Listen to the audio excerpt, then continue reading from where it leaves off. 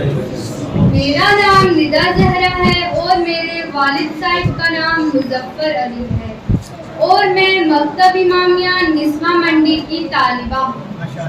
میری تقریر کا موضوع نماز کی خصوصیات و فضائل ہے۔ قرآن مجید میں ارشاد ہے کہ ان الصلاۃ تنہی عن الفحشاء والمنکر، سورہ عنکبوت آیت نمبر 45۔ بے شک نماز تمام برائیوں اور بے حیائی سے روکتی ہے کہ جب بندہ اپنے پروردگار کی عبادت نماز کی شکل میں ادا کرتا ہے تو وہ تمام گناہوں سے محفوظ رہتا ہے، کیونکہ پروردگار عالم نے نماز میں یہ خصوصیت رکھی ہے کہ وہ نمازی کو گناہوں اور برائیوں سے روک دیتی ہے۔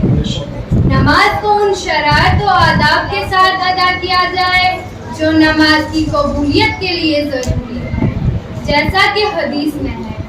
ایک شخص رسول خدا صلی اللہ علیہ وآلہ وسلم کی خدمت میں حاضر ہوا اور عرض کی کہ یا رسول اللہ، فلاں شخص راتوں میں نمازیں پڑھتا ہے اور دن کو چوریاں کرتا ہے۔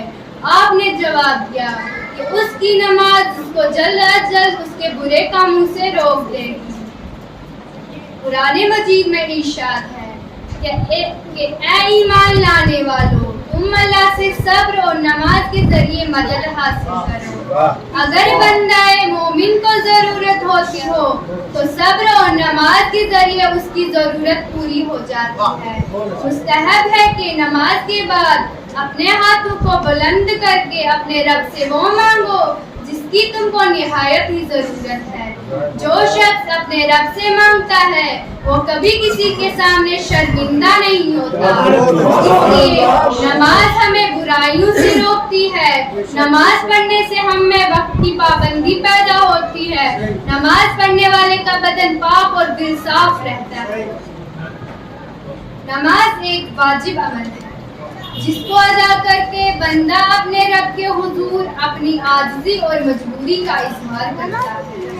جو شخص اپنے رب کے حضور اپنی عاجزی اور مجبوری کا اظہار کرتا ہے تو پروردگار عالم اس کی توفیقات میں اضافہ فرما کر اس کے تمام نیک اعمال کو قبول کر لیتا ہے، جیسا کہ حدیث میں ہے کہ اگر نماز قبول تو تمام نیک اعمال قبول۔ نماز تمام عبادات کی بنیاد ہے، جیسے شب قدر، عید الفطر، عید القربان، عید غدیر، عید مباہلہ اور نیم شعبان وغیرہ۔ کوئی بھی ایسی مناسبت نہیں جس میں نماز نہ ہو۔ نماز اول وقت درمیان جنگ۔ ابن عباس نے دیکھا کہ حضرت علی علیہ السلام درمیان جنگ آسمان کی طرف دیکھ رہے ہیں۔ ابن عباس قریب آئے اور مولا سے عرض کی کہ یا علی مولا، آپ آسمان میں کیا دیکھ رہے ہیں؟ مولا نے جواب دیا، میں دیکھ رہا ہوں کہیں میں نماز کے اول وقت سے محروم نہ ہو جاؤں۔ ابن عباس فرماتے ہیں مولا جنگ ہو رہی ہے۔ مولا نے جواب دیا کہیں نماز کے اول وقت سے غفلت نہ کرنا، چاہے جنگ میں کیوں نہ ہو۔ صلوات